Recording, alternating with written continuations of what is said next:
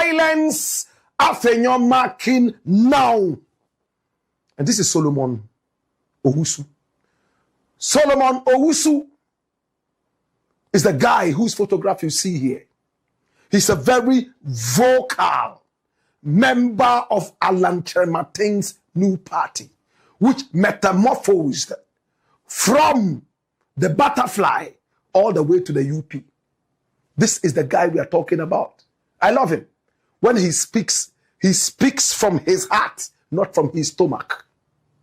This is a guy who fires without looking back. He is not afraid of the shadows that lurk in the dark. This is the man with a story. He's a man who loves Ghana. He's a man who wants to see Ghana prosper. He is patriotic. I love him.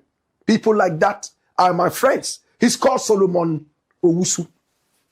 Now, Solomon Owusu was on our sister station and he spoke. My brother, my sister, he was angry. And all the news portals in Ghana carried it. He thinks that Afenyo Markin is becoming untouchable in the political landscape of Ghana. And who is Alexander Afenyo Markin? This is the guy. He is the minority. In fact, the micro to the umpteenth time minority leader in parliament. To be able to see this minority in parliament, you need, in fact, binoculars. In fact, you need a telescope. My brother, my sister, this is the leader of that minority in parliament. Their numbers are so small that you will need magnifying glasses to see them right there in the parliament of Ghana. And for him, making noise is enough to gather all the fans around you. He's been making noise for some time now, threatening judges and doing so many things, my brother, my sister, contrary to the beautiful, decorous laws of this nation. This is Osahin Alexander Afenyo Markin. He's a member of parliament. My brother, my sister, and the leader of the minority in parliament. Now, Solomon Nkansa spoke. I beg your pardon, Solomon Owusu spoke. Oh my God. And he spoke from the bottom of his heart. He spoke on TV. What did he say? Why is it that the media houses in Ghana have all of a sudden gone to the gallery with it? Everybody is talking about this. And it looks like a lot of people are agreeing with him. First and foremost, let's go into the beautiful studios of TV 3 and listen to him. Watch this. He says history will be consequential. So please, can you allow him to make his argument? History will be consequential to Afenyo Markin. History will be so fair to Afenyo Markin. History will be so kind to that honorable Afenyo Markin. Yes. That Afenyo Markin really deserves that accolade, that title honorable. Does he deserve it? Why not? And who is an honorable person? An honorable person is a person who is principled, who says something yesterday and repeats same today, no matter the conditions. Now I've sent your station and you yourself a video, and before I proceed, I want you to play that video as we can.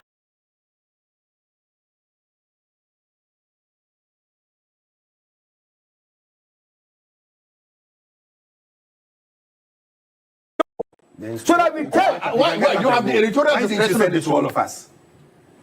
You came here to make your point. Did you have anything to send it to all of us? But I insist. I have.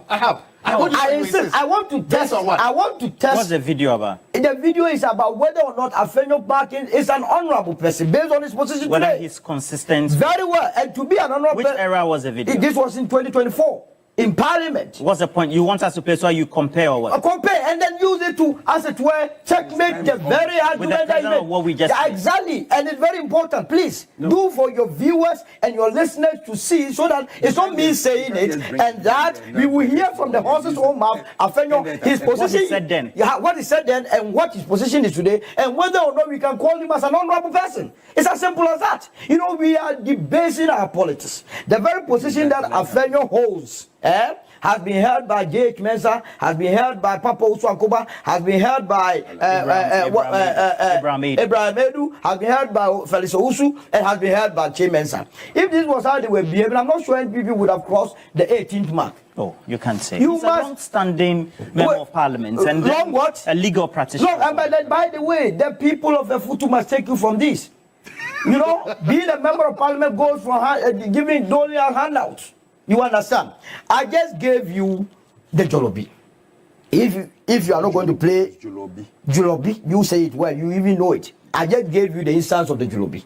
Now let's even go beyond this whole. You're insisting we should play. You have to play that video. It's very important, so that we are all clear in our minds, so that your viewers, you are educating your viewers. No, this is a public document. This is a public video. No, this is a public document that you can play. Why are you not comfortable with the video? No, because have you seen the video? But have you seen the video? But have you seen the video? Why are you checking? The last time I gave a video, you never gave anybody a video. You only Okay, you give. So why are you stampeding the video? No. Why are you stampeding the video? No, but you have to play. So editorial decision. The video. It will not be played. Yes. All right, no problem. But afterwards, come to my wall. I'll play it for you free of charge. Yeah. This is Solomon Nkansa. I beg your pardon. Solomon Owusu. There's an NDC communicator called Solomon Nkansa. So sometimes the two names just come in and out. But this man here is called Solomon Owusu. He's a member of the UP. They used to be called the Butterfly Party. Oh yes, Afafanto. My brother, my sister. And his boss is Kojo Kyeremanteng, a former member of the NPP. Now it's a breakaway faction. My brother, since they broke away from the NPP, they have vehemently been on the case of the NPP for all the good reasons. Now, any member of the party should sit back and think twice. It is a party that let Ghana down. Yes, let Ghana down. A party that amassed so much debt. My brother, my sister, for the first time in the history of Ghana, people who gave money to Ghana in trust to use for business and give them money later, bondholders and beyond, they were let down. They were given unprofessional haircuts in a certain dirty demon known as the DDEP, the Domestic Debt Exchange Program. To many who do not understand that, it's very simple to understand. Now we have people who buy bonds. What does it mean to buy bonds? You loan your money to the government of Ghana. The government of Ghana uses your money to do business. Right after that, you go back and take your money plus the interest that would accrue to that. That is what is called a bond. And normally it comes in different stages depending on what kind of bond you have. Some of it may mature in just 1 month, some 1 year, some 4 years, some 5 years. My brother, my sister, when these pensioners finally went into retirement and went to take their money, they were given a rude awakening. The government said, there is no money. Those of you who were supposed to get your money today, you will get that in 25 years. And this man sitting here is about 80 years. Come back when you are 105 years and take your money. Those who were 60, at least were lucky. They will come back in about 25 years when they are about 85 years old to be able to take their money. My brother, my sister, it was one of the worst crimes we could visit on our elderly people. Most of them went into early graves, never forgiving us and cursing us. That is why today some of us are going through a lot of problems. That's why a lot of these NPP members have cancer. Cancers that cannot even be traced in any medical dictionary. Cancers of the esophagus. Cancers of the medulla oblongata. Cancers of the scrotum. Cancers of the testicles. Cancers that have no names, yet they are cancers. Because of what we did to these elderly folks of our nation. My brother, my sister, this is Solomon Owusu talking. He was a member of that party that visited the elderly with heinous crimes. They looked at all these things and said, morality and good conscience will not allow them to continue joy-joying with these demons. So they broke away. Today he's talking. He thinks Afenyo Markin is untouchable or behaving like he's untouchable and therefore must be silenced. He talked about a certain video. We got in contact with him and asked him what video he was talking about. He was kind enough to send us the video. We want you to watch the video. It's a video that has made the rounds in the past. But he insisted that that video should be played on TV. They didn't play it, but we'll play it. This is Afenyo Markin in Parliament. Watch this. I would want to say that it's a day to celebrate the judiciary. Yes, Mr. Speaker. Except that, Mr. Speaker, we have to be very consistent as a political class in our celebration of the judiciary. Mr. Speaker, I agree.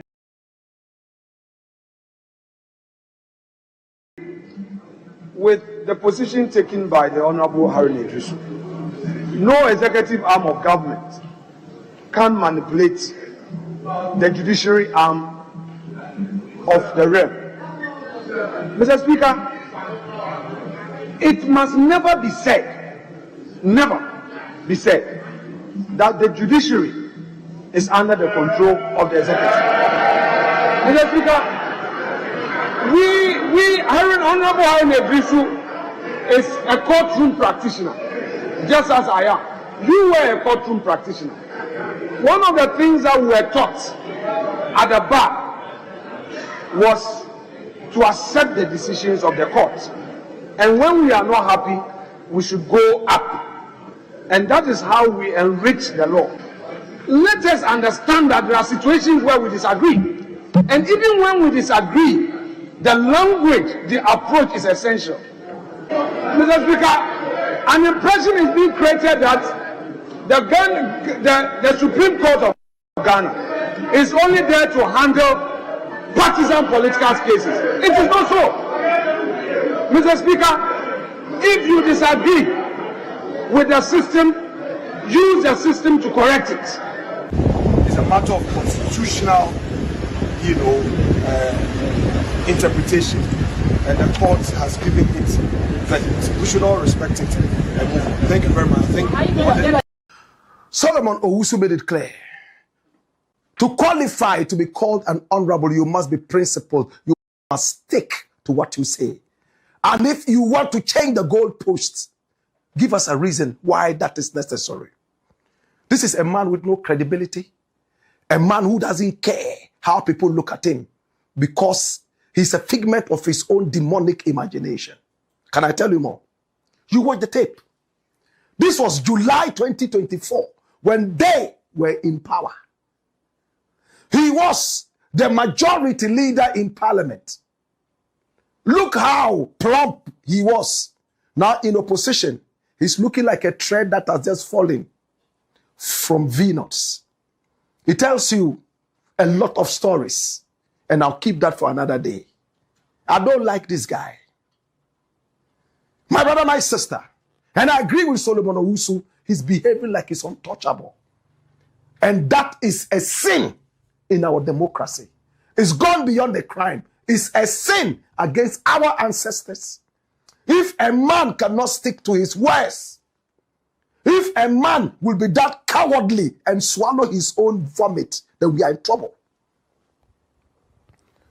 Everybody knows that a lot of politicians are nothing but the beacons of lies, preserves of lies, reservoirs of a plethora of lies. And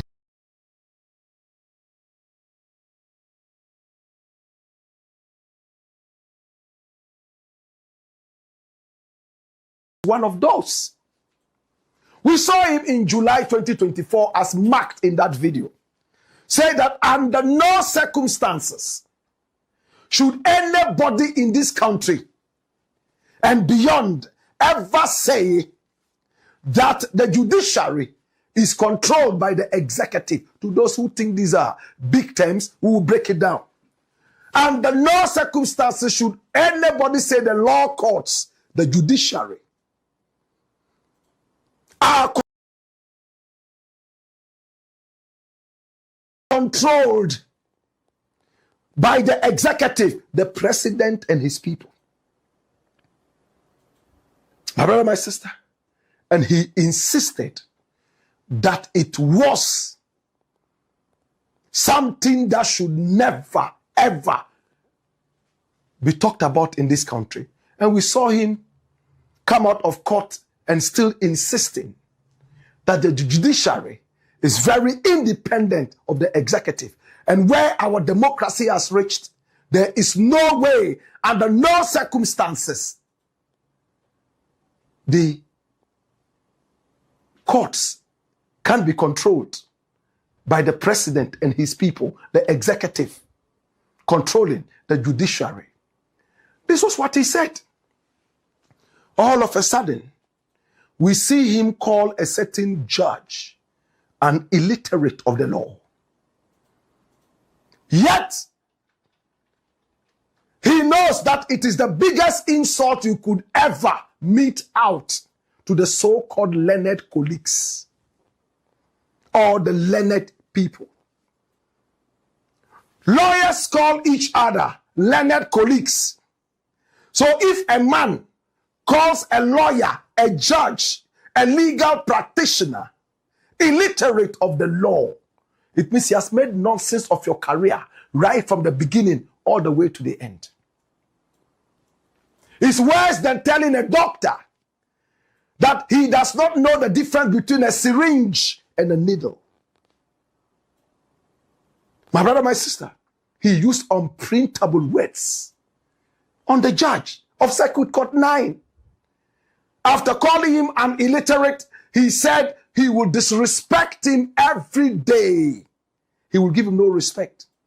And this man, the only time I saw him pull back his words and apologize was when the Honorable Interior Minister, Muntaka Mubarak, called him out in Parliament.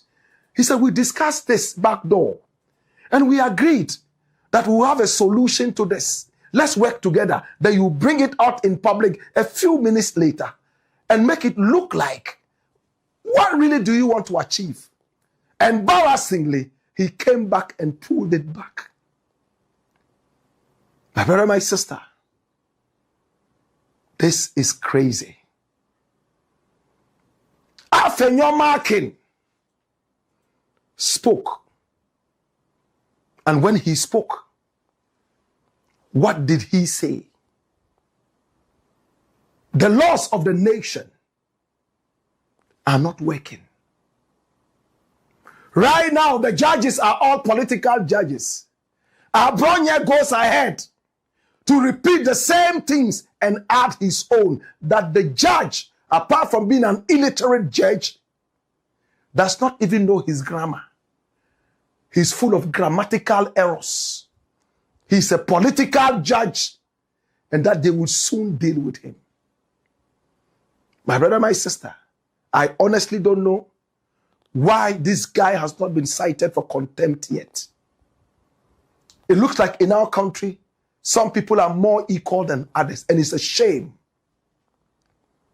If the courts can be quick to hold on to Abronye and leave the bigger Abronye, then I wonder what kind of democracy we have.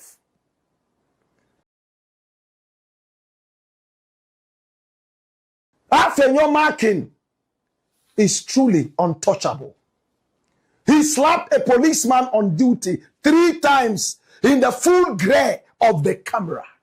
Full glare. We all saw it. We heard the sound and it was like a thunderbolt. What happened to him? He didn't even have the courtesy to apologize to the poor policeman, less than twice his age. My younger brother, it was out of anger. I'm sorry, forgive me. Let's go have a drink. No, the demon that he is and wants to be called an honorable, maybe you can call him an honorable demon.